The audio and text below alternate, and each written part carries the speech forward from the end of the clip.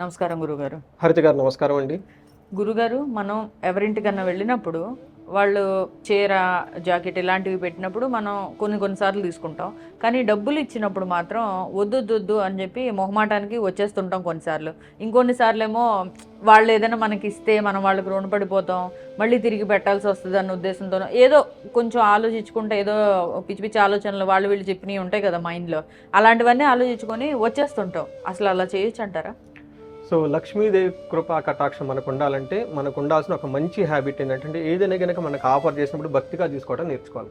Anything అండి మన దగ్గరకు వచ్చిందంటే మనకు రాసి పెట్టుందండి, దాన్ని భక్తిగా గౌరవంగా మనం తీసుకోవాలి. శ్రీరామచంద్రుడు పరశురాముడు ఇతని మీద కోపంతో వస్తాడు. శివుడి విల్లు ఎలా ఇచ్చాడు ఏంటి అని చెప్పేసి, నా దగ్గర విల్లు ఉంది, నా దగ్గర విడిచేస్తుంది అని చెప్పేసి ఇస్తాడు. శ్రీరామచంద్రుడు ఏం చేస్తాడు తెలుసు, ఆ విల్లుని భక్తిగా దండం పెట్టి తీసుకుంటాడు.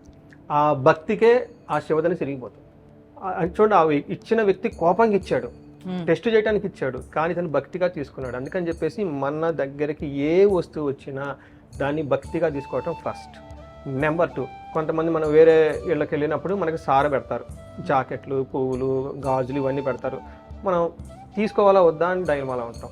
కొంతమంది ఇదంతా ఉండదు కాబట్టి, ఈ రోజుల్లో కష్టం కాబట్టి ఒక 500-100 రూపీస్ ఇస్తూ ఉంటారు. మనం వద్దు వద్దు వద్దు వద్దు అంటాం. అలా ఇప్పుడు చేయకూడదండి. ఇచ్చిన డబ్బుని ఖచ్చితంగా భక్తిగా తీసుకోవాలి. ఎవరు ఏది ఇచ్చినా ఫస్ట్ ముందు భక్తిగా తీసుకోవటం. ఇందులో 2 రకాలు ఉంటాయి.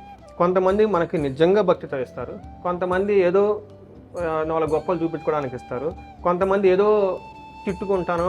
ఇప్పుడు ప్రపోజల్ చేశారు అనుకోండి, మనం కాదని కదా, ఇట్లాంటివి కూడా దొరుకుతాయి. మనకు నచ్చదు, ఇరిటేషన్ చేస్తుంటాడు.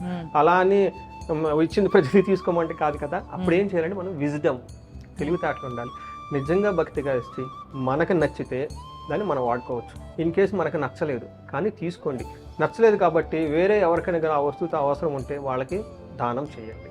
అప్పుడు లక్ష్మీదేవి చాలా హ్యాపీ ఫీల్ అవుతుంది. అందుకని ఇక్కడ సమరీ ఏంటంటే, మన దగ్గరికి ఏది వచ్చినా కానీ భక్తిగా తీసుకోవటం, నచ్చితే మనం చాలా భక్తిగా వాడుకోవటం. ఇన్ కేసు మనకు నచ్చకపోతే కనుక దాన్ని ఇంకా అండర్ ప్రివిలేజ్డ్ పీపుల్ అంటారు కదండి, దానికి ఎవరైతే అర్హులు ఉంటారో వాళ్ళకి మళ్ళీ మనం భక్తిగా ఇవ్వాలి.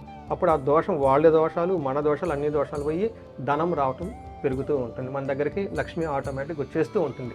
ఎప్పుడు నో, ఆల్వేస్ ఎస్.